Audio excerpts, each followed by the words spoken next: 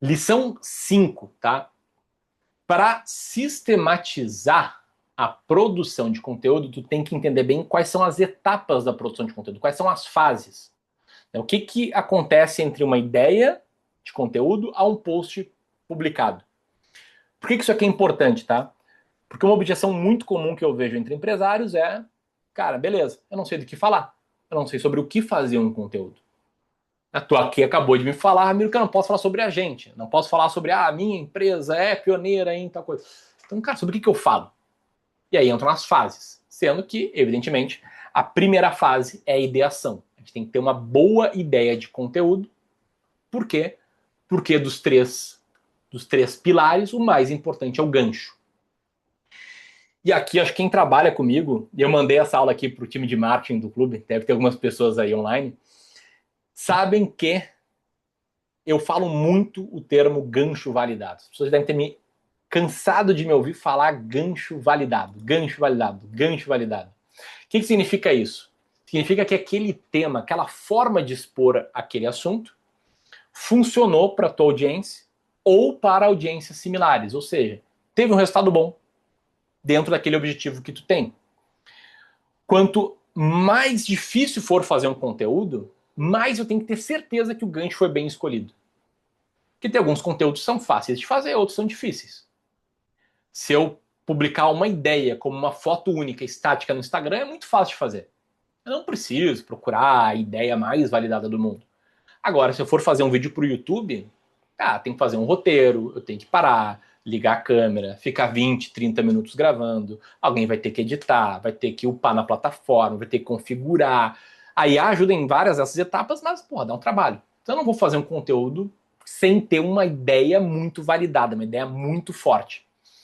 Como é que a gente faz para encontrar boas ideias? Tem dois métodos. O primeiro é o manual, em que basicamente eu posso usar uma plataforma como o SortFeed, né? Entrar no perfil de um Instagram e tentar pegar ali os vídeos ou os posts que tiveram mais alcance. Já vou mostrar como é que é essa ferramenta. Ou posso ficar rolando o feed mesmo.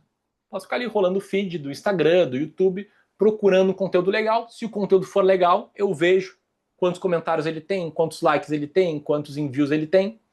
Vou pro feed desse criador de conteúdo, vejo se aquele conteúdo foi acima da média. Se foi, eu salvo essa ideia. Simples assim, tá? Aqui é bom para a gente descobrir intuitivamente o que está ressoando com a nossa audiência ou com algo parecido com a nossa audiência. E o segundo método é o método sistematizado, que aí é quando a gente faz uma engenharia reversa do que são os temas que funcionam, do que são os ângulos que funcionam, e eventualmente a gente coloca até a IA para ter ideias para a gente com base naquilo que está funcionando. Quando a gente pega eventualmente a IA para encontrar notícias em alta em real time. Isso é muito bom para a gente conseguir ter mais escala, fazer mais com menos. Então, são esses aqui os dois métodos, tá? Deixa eu ver uma coisa só, se vocês vão ver aqui. Ó, que eu trazer um exemplo, tá? Eu vou entrar no meu próprio Instagram e vou mostrar como é que funciona o Sort Feed. Vou botar aqui. Ó, eu estou no meu feed do Instagram. Essa essa extensão do Chrome, é o Sort Feed. O que ela faz?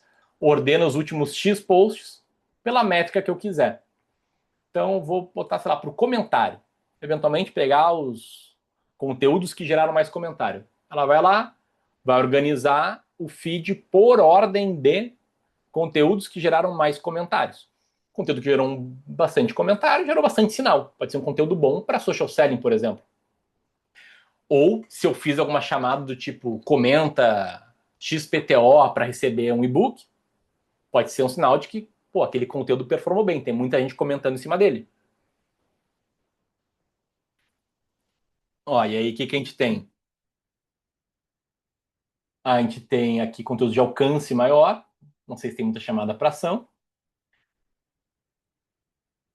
Tem histórias legais, vamos ver se tem algum que tenha tido uma chamada para ação clara. Ó, riqueza, riqueza, riqueza, riqueza. Lá pelas ações eu botei um CTA, né, que é se você quiser.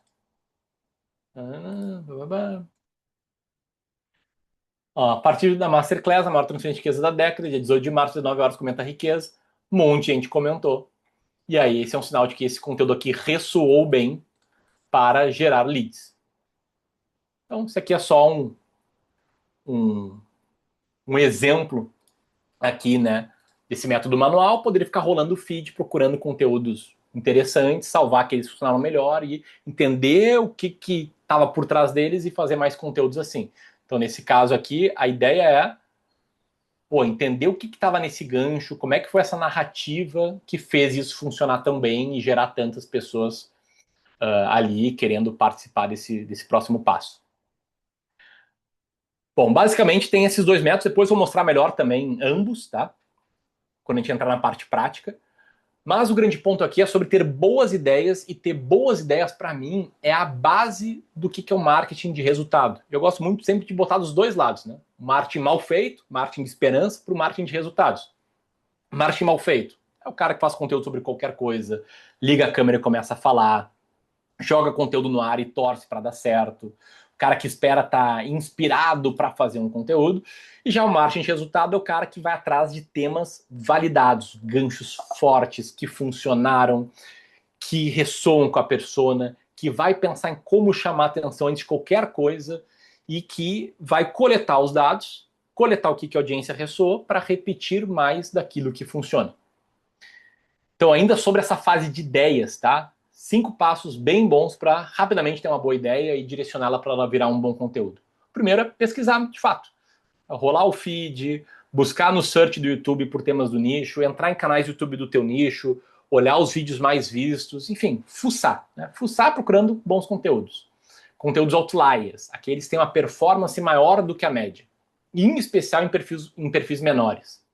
Depois entender, cara, qual foi o tema, qual foi o título, qual foi o gancho desses conteúdos que funcionaram, por que eles funcionaram. E tu vai começando também a entender o que tende a ter melhor performance. Aí pega essa ideia de tema e recheia. Né? Conta a tua história, faz o teu conteúdo com uma chamada parecida com aquela, e aí, óbvio, né, potencializa tudo com a IA. Então, como é que seria o passo a passo, tá? 15 minutinhos por dia, ou uma vez completa por mês, tu vai lá e fica rolando o feed do Instagram, procurando outlier. Tu entra no YouTube e vê o que está tendo mais alcance. Tu procura por newsletter, sites de notícias, o que está funcionando bem, para procurar por conteúdos com views muito acima da média daquele perfil. Esse é um sinal de que o tema funciona bem. E a IA, ela ajuda muito aqui na pesquisa. Eu já vou mostrar isso aqui na prática, tá? Aí, passo 2, está pesquisando para procurar outlier. O que é um outlier? É um conteúdo, pode ser um reel, um carrossel, um vídeo no YouTube, com uma performance acima da média daquele perfil. E aqui a gente não pode ignorar perfis pequenos, porque tem ouro em perfil pequeno. Se eu tenho um perfil pequeno, que o alcance é baixo, e um conteúdo desse cara estourou, muito provavelmente aquele tema é muito interessante. Porque nos perfis maiores, quando a pessoa começa a ganhar uma projeção muito grande, pega um Thiago Nigro, por exemplo, que furou totalmente a bolha financeira, que praticamente todo brasileiro conhece, às vezes só por ele ser o Thiago Nigro o conteúdo é curtido. Mas quando tem perfis mais nichados ou perfis menores, quando tem um tema outlier, é sinal de que o tema de fato é muito forte, é muito bom. E aí significa que o tema e o gancho são replicáveis, e se são replicáveis a gente vai usar. Já pegar emprestado aquele tema, eventualmente até o gancho, para fazer o nosso conteúdo em cima. Tentando entender, né? Qual foi o formato desse cara, como é que ele entregou esse conteúdo, eram cortes rápidos, era uma talking head, quanto tempo durou esse conteúdo, tinha música, tinha transição, como é que era. E em especial, além do formato, entender bem o gancho. Né? O título daquele vídeo no YouTube, a thumb, que é a imagem de miniatura, o que ele falou nos primeiros segundos, o que ele está prometendo ali claramente ou implicitamente, ele está gerando curiosidade, tem um padrão para interromper o cara que está rolando o feed. Enfim, a gente tem que entender bem os formatos, outra coisa que a IA nos ajuda muito, e aí tu pega o gancho e recheia com o teu conteúdo. Tu não está copiando o conteúdo, está copiando a ideia do tema, a ideia de ter um ângulo para falar sobre aquele tema, mas tu não vai falar a mesma coisa que o cara. Vai falar a tua verdade sobre aquele tema, e tu pode, inclusive, fazer um conteúdo totalmente diferente do que o cara que fez o conteúdo originalmente fez. Isso acaba funcionando muito bem, porque quando tu pega um gancho que já funcionou, tu consegue usar ele para chamar a atenção, e o conteúdo aí sim, ele não pode ser uma cópia, ele tem que ser autoral teu, ele tem que ser autêntico, tem que demonstrar a tua autoridade, e por aí vai. E tem duas formas de fazer. Primeira forma, tu pega o gancho original, que funcionou bem, que era uma psicóloga de Stanford estudou crianças por 30 anos e concluiu tal coisa, e tu faz algo muito parecido. Do tipo, olha, você sabia que essa mulher aqui estudou crianças por 30 anos e descobriu tal coisa? E a partir desse momento pós-gancho, aí tu conta a tua história com teu viés, com as tuas opiniões, e tem que ser diferente, senão tu vai estar plagiando, cara. Ou outra forma é tu pega o gancho original, entende o formato e tenta replicar o formato. Há uma autoridade de algo conhecido, Stanford, e estudou algo que todo mundo conhece, crianças, por um prazo longo e descobriu tal coisa. Pô, aí tem uma estrutura que pode ser replicável também. Então são as duas formas de se inspirar em ganchos. Né? Fazer uma versão muito parecida daquela ou uma versão totalmente diferente, pegando o template daquela ideia. E aí, por fim, né, potencializar tudo com IA e exatamente o que vem a seguir é uma sessão inteira sobre isso. Tá? Mas só para mostrar exemplos sobre a ideia. Um ano e meio, 2 anos atrás, eu acho que é isso, talvez um pouco mais, a gente estava criando nosso fundo de previdência. E aí eu recebi a missão de fazer conteúdo sobre previdência. Só que ninguém tá rolando o feed no Instagram e vai ver alguém falando: olha, você sabia que existem dois tipos de planos de previdência, PGBL? Ninguém vai assistir isso. Eu tava lá na minha pesquisa de conteúdo, caí nesse criador aí, eu nem sei quem é, não sei o nome desse cara, e vi que ele tinha um vídeo ali que, opa, ele performava melhor que a média. Né? Os vídeos dele tinham 2.000, 6.000, 1.000 views e tinha um com 169 mil views. Que era como os ricos evitam pagar impostos. Eu pensei, opa, se tu investir em previdência, tu tá eventualmente com um bom planejamento tributário evitando pagar imposto. Vou fazer sobre isso. Então eu nem assisti esse conteúdo dele. Eu só peguei e fiz. Como que os ricos evitam pagar impostos de forma legal. Então só peguei o gancho para falar sobre um assunto que é chato, que é previdência, de um jeito sexy, e eu tenho certeza que eu não teria alcançado 44 mil pessoas se eu falasse, previdência. Né? Vou trazer um outro exemplo aqui, né? Se eu perguntar para vocês, pessoal, quem está aqui nessa live hoje trocou o filtro do ar-condicionado em 6 meses. Tem 50 pessoas online aqui. Eu apostaria que 2, 3. Agora, perguntar, galera, seguinte, quem aqui que está online teve, um momento de sentir a garganta irritada, seca, com uma tosse assim, ruim? Talvez uns 20 levantariam. E eu explicaria, olha, talvez seja porque não trocou o filtro do teu ar-condicionado. Então, eu tô pegando um assunto mais chato, que ninguém ressoaria, que ninguém pararia para pensar, tô empacotando de um jeito interessante, que fale com as dores, com os desejos, com o que essa pessoa se identifica, né? Um outro exemplo, esse rapaz aqui, lá no YouTube norte-americano, publicou um vídeo chamado Prepare-se, a maior transferência de riqueza da história está vindo. Peguei a ideia e fiz a mesma coisa. A maior transferência de riqueza da história começou. Isso que eu nem assisti o vídeo dele. Eu criei uma teoria para explicar o que era essa transferência de riqueza. Um outro exemplo mais recente. Esse cara falou que, olha, eles vão resetar o seu dinheiro. Foi um vídeo com uma performance muito boa, quase 1 milhão de views. 8 vezes acima da média para aquele canal. O que eu fiz? Confirmado. O reset financeiro começou. E contei a história macroeconômica que está acontecendo recentemente. Foi muito acima da média. E aí, o que outros criadores fizeram? A mesma coisa. O meu faz 3 meses, há um mês, Thiago Nigro postou um grande reset financeiro mundial. E foi muito bem pro canal dele. Aí o Peter, do Nerd de Negócio, falou, olha, o grande reset financeiro que vai mudar o mundo. Ou seja, tá todo mundo copiando o gancho, o tema, e tá tudo bem. Porque eu tenho certeza que são 3 conteúdos completamente diferentes. O meu, do Thiago, do Peter. Então, completamente diferentes. Mas eles viram que o tema estava funcionando bem e eles usaram esse tema. Então, tudo começa com essa fase 1, que é a ideia. Ideia para o quê? Para encontrar o gancho. Tudo que vem depois é para gerar valor, e se tu conseguir gerar valor, a tua chamada para ação ela vai ter maior eficácia. Então aí entram outras fases, como por exemplo pesquisa. Né? Se tu vai contar uma história que não é tua, tu tem que garantir que essa história é verdadeira, tem que ter fonte. tem uma história tua, tu tem que parar para refletir sobre o que tu viu nesse tema, sobre qual a tua opinião, sobre como é que tu enxerga aquilo, ou contar com a IA treinada com conteúdos autênticos teus para fazer isso. Vou falar mais sobre isso. Roteiro é estruturar a narrativa para gerar o máximo de valor por segundo. Fazer um fact-check de todos os dados. E depois tem um processo que eu uso muito com a IA, que é deixar o roteiro autêntico. Colocar minha voz, minhas opiniões, minhas histórias. Depois, gravação ou redação. Um roteiro, deixar o roteiro pronto, por teleprompter. Ou ter bullet points que tu vai seguir na hora de gravar. Ou seja, deixar tudo pronto para a hora de tu gravar, ou tu pegar e escrever e publicar o conteúdo. E por final, edição e postagem, que é garantir que vai ficar limpo, que vai ficar bem editado, que vai ficar com cara de profissional, né? E não precisa ter uma super cara de profissional. Inclusive, conteúdo com muita cara de profissional performa pior, porque parece mais venda.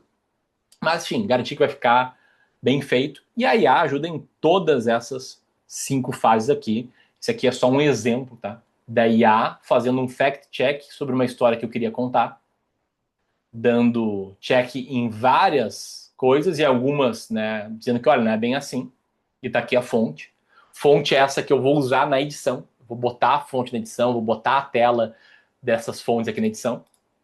Aqui o roteiro, feito com a IA, contando a história, com base num gancho validado, com os dados checados e com a minha visão autêntica.